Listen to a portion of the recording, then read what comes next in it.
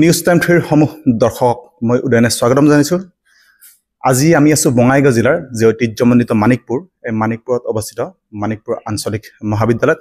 আৰু ইয়াত আচলতে মহাবিদ্যালয় সপ্তাহৰ লগত সংগতি ৰাখি যি সাংস্কৃতিক অনুষ্ঠান আছিলে, ইয়াত আহিছিলে অসমৰ জনপ্ৰিয় সুকণ্ঠী গায়িকা পাপৰি গগৈ। গতিকে আমি পাপৰি গগৈৰ লগত কিছু কথা পাতিবলৈ চেষ্টা কৰিম। নমস্কাৰ। কেনে আছে পাপৰি গগৈ? ভালে, বৰ্তমান ভালে আছো আৰু আপোনালোকৰ আশীৰ্বাদত, অসমবাসী ৰাইজৰ আশীৰ্বাদত। আপুনি মানিকপুৰ অঞ্চলত আগতে আহিছে নে এইবাৰ প্ৰথম আহিছে? বঙাইগাঁৱলৈতো আমি আহিয়ে থাকোঁ, কিন্তু মানিকপুৰলৈ প্ৰথমবাৰ আহিছোঁ। মানিকপুৰ আঞ্চলিক কলেজ আহিছোঁ, আজি অনুষ্ঠান হ'ল। বঙাইগাঁৱতো আহিয়ে থকা হয়, বহুত অনুষ্ঠান কৰিছোঁ ইয়াত বঙাইগাঁৱত, কিন্তু মানিকপুৰ প্ৰথমবাৰ আহিছোঁ। আৰু আজি অনুষ্ঠানটো সম্পৰ্কে মতামত বা ফিডবেক কেনেকুৱা? বহুত ভাল লাগিল।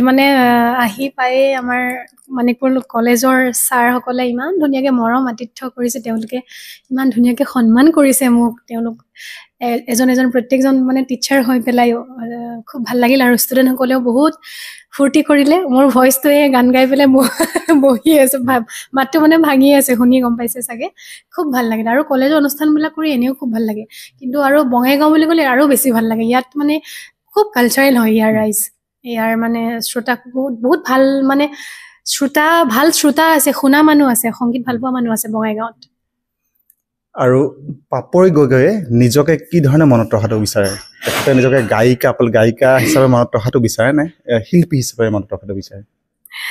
প্ৰথম কথা, মই নিজকে কেতিয়াও শিল্পী বুলি আজিলৈকে ভবা নাই, আৰু শিল্পী হ'ব পাৰোঁ নে নোৱাৰোঁ সেইকণ মই নিজে নাজানো, সেই যোগ্যতা মোৰ নাই।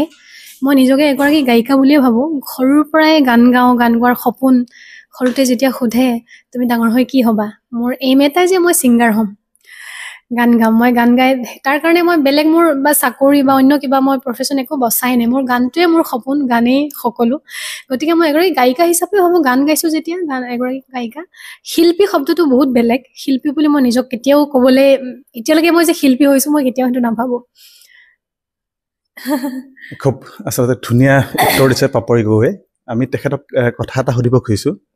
এতিয়া অসমত কিন্তু এটা বিতৰ্কৰ বিষয় হৈ আছে, কিছুমান শব্দ আচলতে প্ৰয়াত শিল্পী ৰাজীৱ শদিয়া, তাৰপিছতে ৰাজীৱ শদিয়াৰ পিছতে যি হৈ গ'ল সেইবিলাক সকলোৱে গম পায়। তাৰপিছতে এতিয়া আমাৰ পশ্চিমবংগৰ এগৰাকী গায়িকা মাৰ্মিতা মিত্ৰ, তেখেতে অসমত গীত পৰিৱেশন কৰি আছে, জুবিনদাৰ গীত বিশেষভাৱে গায়। কিন্তু সামাজিক মাধ্যমত বিশেষকৈ বিতৰ্ক হৈ আছে যে মাৰ্মিতা মিত্ৰই আচলতে জুবিনদাৰ গান কিছুমান কপি কৰি তেখেতে অসমীয়া ভাষাত ভালকৈ গাব নোৱাৰে, উচ্চাৰণবিলাক ঠিক নহয়, তথাপিও এনেকৈ অকল টকা ঘটিছে বা ব্যৱসায়িক দিশটোত তেখেতে গুৰুত্ব দিছে। আৰু লগতে ৰিচেণ্টলি তেখেতে ৰাজীৱ শদিয়াৰ নামত 50,000 টকা অনুদান দিয়াৰ কথা ঘোষণা কৰাৰ লগে লগে এতিয়া কিন্তু সামাজিক মাধ্যমত এক বিতৰ্কৰ সৃষ্টি হৈছে যে তেখেতে আচলতে জনপ্ৰিয়তা লোৱাৰ কাৰণে 50,000 টকা দিছে। গতিকে এই সম্পৰ্কে আপুনি কি ক'ব?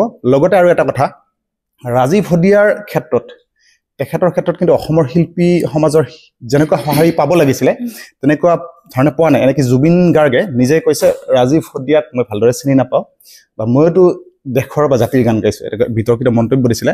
কিন্তু প্ৰথম কথা, মাৰ্মিতা মিত্ৰই কি সস্তীয়া জনপ্ৰিয়তাৰ কাৰণে তেখেতে অনুদানটো দিয়া বুলি আপুনি ভাবে নেকি?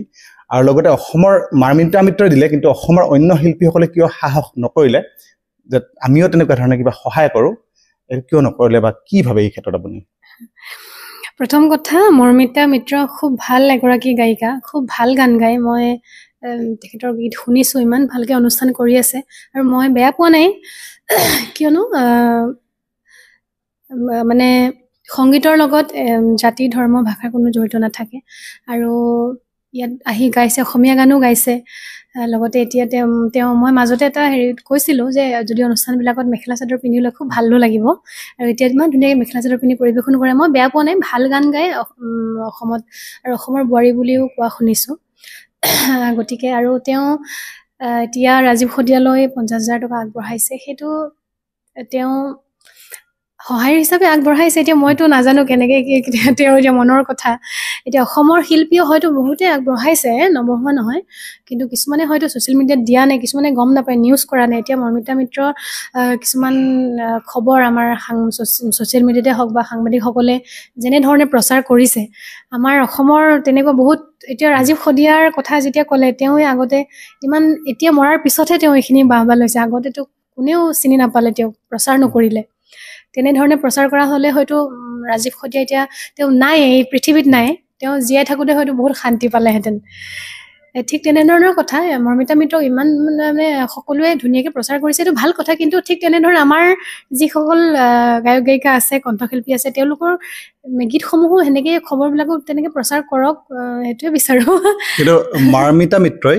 অসমীয়া শিল্পীসকলৰ কাৰণে বিশেষকৈ মহিলা শিল্পীসকলৰ কাৰণে কিবা প্ৰত্যাহ্বান সৃষ্টি কৰা বুলি আপুনি ভাবে নেকি নাই সেইটো মই কেতিয়াও নাভাবোঁ আৰু ইয়াত কি ক'ম আৰু কিন্তু নাভাবোঁ প্ৰত্যাহ্বান আচলতে প্ৰত্যেকে নিজৰ নিজৰ লগত সকলোৱে কম্পিটিশ্যন কৰিব লাগে কাৰোবাৰ লগত নহয় মই মোৰ লগত কম্পিটিশ্যন কৰোঁ যে মই কিমান ভালদৰে গীত কৰিব পাৰোঁ বা কিমান সুন্দৰকৈ মই গাব পাৰোঁ ঠিক তেনেধৰণৰ কথা প্ৰত্যাহ্বান আনিছে বুলি মই নাভাবোঁ ভবা নাই ঠিক আছে আমি পাপৰি গগৈৰ পৰা বেছি সময় নলওঁ তেখেতৰ বহুত ব্যস্ততাৰ মাজতো আমাক এইখিনি সময় দিলে গতিকে তেখেতক আমি বহুত বহুত ধন্যবাদ জ্ঞাপন কৰিছোঁ মানিকপুৰ আঞ্চলিক মহাবিদ্যালয়ত তেখেত আহিলে গীত পৰিৱেশন কৰিলে আৰু মোৰ কথা কোৱাৰ ভইচটো শুনি চাগে চবে হাঁহিব আজি একদম গান গাই আহিয়ে ভাতকেইটা খায়ে বাহিৰত লৈছে ভইচটো মানে মোৰ একদম ভাঙি মেলি কিবা হৈ আছে ক্ষমা কৰিব ভইচটো মাতটো শুনি যেন কোনেও আকৌ একো নকয় আৰু নাই একো নকয় আচলতে মানিকপুৰৰ মানুহ খুব ভদ্ৰ তেওঁলোকে অতিথি সৎকাৰ খুব ভালদৰে জানে বিশেষকৈ অবিভক্ত গোৱালপাৰা জিলাৰ যিখিনি মানুহ গতিকে যি নহওক আমাৰ ফালৰ পৰা পাপৰি গগৈক আমি বহুত বহুত ধন্যবাদ জ্ঞাপন কৰিলোঁ তেখেতৰ উজ্জ্বল ভৱিষ্যত কামনা কৰিলোঁ তেখেতে আকৌ আগবাঢ়ি যাওক সকলোৰে ভাল হওক আকৌ লগ পোৱাৰ প্ৰতিশ্ৰুতিৰে আজিলৈ আহিছোঁ ধন্যবাদ হয় মই doctor Gunjit Majumdar assistant professor English department যোৱা 8 ফেব্ৰুৱাৰীৰ পৰা 12 ফেব্ৰুৱাৰীলৈকে অনুষ্ঠিত মানিকপুৰ আঞ্চলিক মহাবিদ্যালয়ৰ যি মহাবিদ্যালয় সপ্তাহ সেয়া খুব সুকলমে সাফল্যমণ্ডিতভাৱে অনুষ্ঠিত হৈ গ'ল আমাৰ ছাত্ৰ ছাত্ৰীসকলৰ প্ৰতিভা বিকাশত সহায় কৰা বিভিন্ন খেল ধেমালি সাংস্কৃতিক অনুষ্ঠান সাহিত্য বিভাগৰ অনুষ্ঠান এইবিলাক খুব সুকলমে অনুষ্ঠিত হৈ গ'ল আৰু ই আমাৰ ছাত্ৰ ছাত্ৰীসকলৰ প্ৰতিভা বিকাশত তেওঁলোকক আন্তঃৰাষ্ট্ৰীয় বা ৰাষ্ট্ৰীয় পৰ্যায়ত তেওঁলোকৰ প্ৰতিভা বিকাশত যথেষ্ট পৰিমাণে সহায় কৰিব যোৱাকালি বৰ্ণাঢ্য সাংস্কৃতিক শোভাযাত্ৰা অনুষ্ঠিত হৈ গ'ল এই শোভাযাত্ৰাত মহাবিদ্যালয়ৰ ছাত্ৰ ছাত্ৰীসকলৰ দ্বাৰা প্ৰদৰ্শিত কেইবাটাও খুব উল্লেখনীয় থিম থকা প্ৰদৰ্শন কৰা হ'ল বিশেষকৈ বুঢ়িয়াৰ সাধুৰ আলমত যি সাধুকথাৰ ৰিপ্ৰেজেণ্টেশ্যন অৰেল ট্ৰেডিশ্যনৰ ৰিপ্ৰেজেণ্টেশ্যন কৰা হৈছিল সেয়া খুব সুন্দৰভাৱে অনুষ্ঠিত হৈ গ'ল এয়া আমি সাফল্যমণ্ডিত বুলি আমি অনুভৱ কৰিছোঁ আৰু আজি আছিলে আমাৰ সাংস্কৃতিক অনুষ্ঠান এই সাংস্কৃতিক অনুষ্ঠানত আমাৰ মহাবিদ্যালয়ৰ ছাত্ৰ ছাত্ৰীসকল আমাৰ মহাবিদ্যালয়ত বহুত প্ৰতিভাৱান ছাত্ৰ ছাত্ৰী আছে তেওঁলোকে খুব সুন্দৰভাৱে সংগীত পৰিৱেশন কৰিলে নৃত্য পৰিৱেশন কৰিলে বা অন্যান্য কলা তেওঁলোকে পৰিৱেশন কৰিলে আৰু এয়া তেওঁলোকৰ প্ৰতিভা বিকাশত যথেষ্ট সহায় কৰিব আৰু লগতে আমাৰ আন এগৰাকী আমন্ত্ৰিত কণ্ঠশিল্পী বৰ্তমান অসমৰ এগৰাকী জনপ্ৰিয় কণ্ঠশিল্পী পাপৰি গগৈ তেখেতকো আমি আমন্ত্ৰণ কৰি আনিছিলোঁ তেখেতে খুব কম সময়ৰ ভিতৰতে খুব সুন্দৰভাৱে তেখেতৰ গীতৰ শৈলী গীতৰ শৰাই আগবঢ়ালে আমাৰ পৃষ্ঠপোষকতা কৰা মাননীয় অধ্যক্ষ ছাৰ সমূহ তত্ত্বাৱধায়ক ইউনিয়ন বডিৰ সকলো বিষয়ববীয়া ছাত্ৰ ছাত্ৰীসকলক সাংবাদিক বন্ধুসকলক আৰু আমন্ত্ৰিত কণ্ঠশিল্পী পাপৰি গগৈক ধন্যবাদ জনাইছোঁ তদুপৰি আমাৰ মানিকপুৰ অঞ্চলৰ সমূহ ৰাইজৰ সহায় সহযোগিতা ভৱিষ্যতে বিচাৰিছোঁ আৰু তেওঁলোককো ধন্যবাদ জনাইছোঁ ধন্যবাদ